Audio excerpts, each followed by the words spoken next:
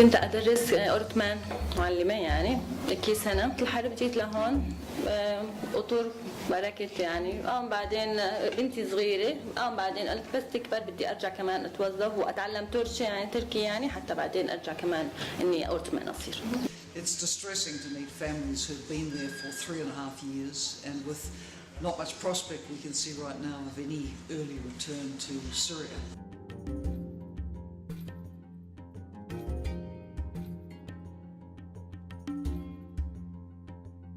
Yabancı işçi çalıştırma mevzuatının gelmesi istihdama Suriyelilerin de katılmasına imkan sağladı. Fakat en büyük problemlerden biri Suriyelilerin dil problemi.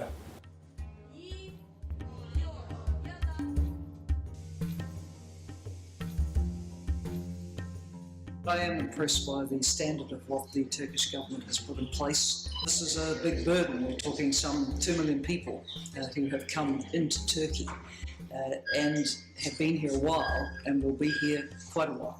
Gaziantep'te her gün 1500 ton civarında bir çöp oluşuyor. Burada insan sayısının artmasıyla günlük olarak 350 ton daha fazla çöp gelmeye başladı. Yer sıkıntısı yaşamaya başladık. İşletme koşulları zorlaştı. Normalde 12'de işimiz biterken süreler geldi gelmedi yani 2-2.30'a kadar bir çalışıyoruz.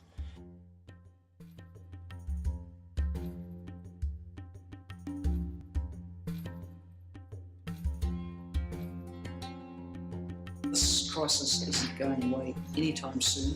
I hope that UNDP will get traction, doing more to support the local municipalities, to be part of creating more jobs, both for the locals and for the people who come fleeing violence.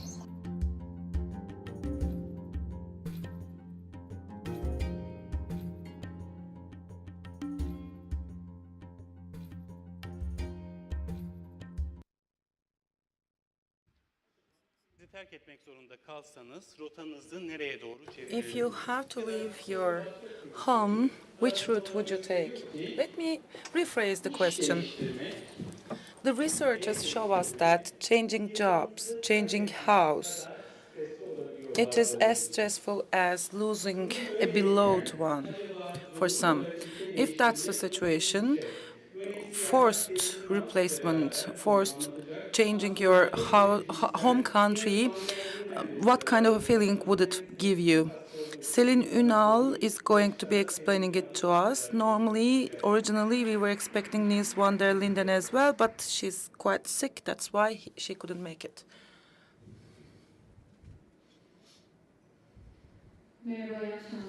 Hi, good evening.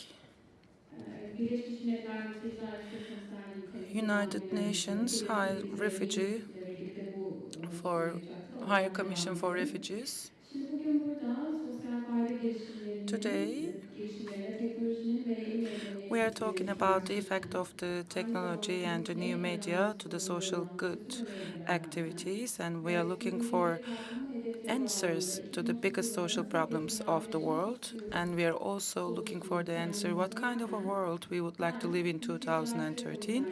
Me, on behalf of UNHCR, and in fact on behalf of more than 60,000 people, I would like to say that no child should not be prevented having an access to the education. All the people should be able to live in their homes, and we don't want to see lost lives in the seas or they should not flee from their own countries just because they had to. In fact, no war, no conflict. That's my aspiration for 2030, and more than 60 million people would like to see such a world.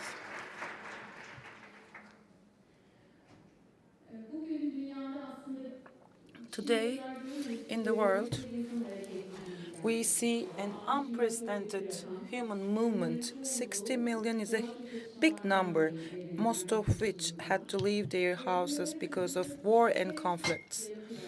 And there is only one answer to this question: political solution.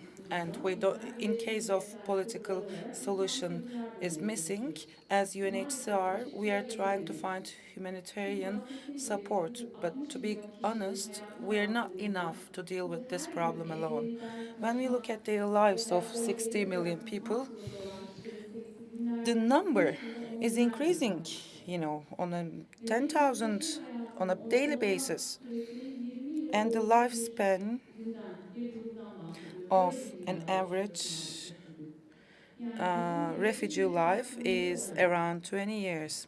As UN institutions, through international funds, we can provide support for them only for temporarily, and these programs are not sufficient.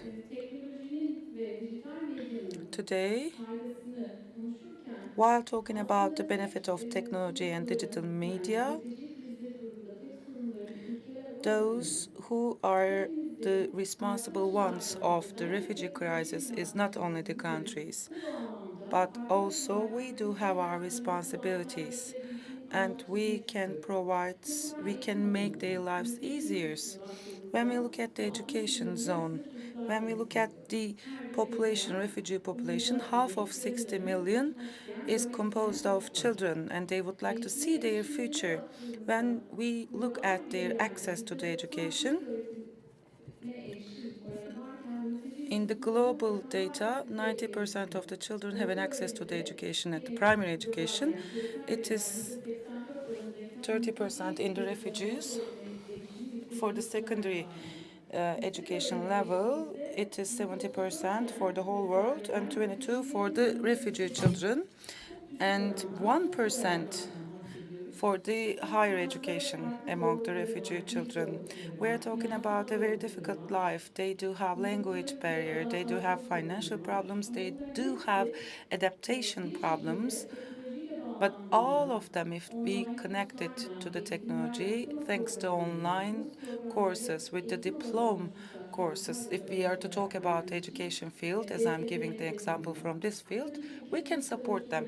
Of course, country policies are of great importance, and these programs have to be supported from different investment channels. Turkey has a very generous policy in that regard, and Turkey has the highest number of refugees, and the international arena should be supporting the refugee hosting countries.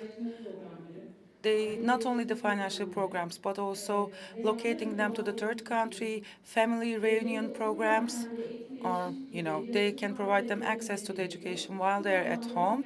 Therefore, at this regard, Social Good Summit we're having today is going to shed more light for the support of the lives of the refugees. Thank you very much. Thank you very much, Selin Hanım. You have been left alone, but you explained it very well.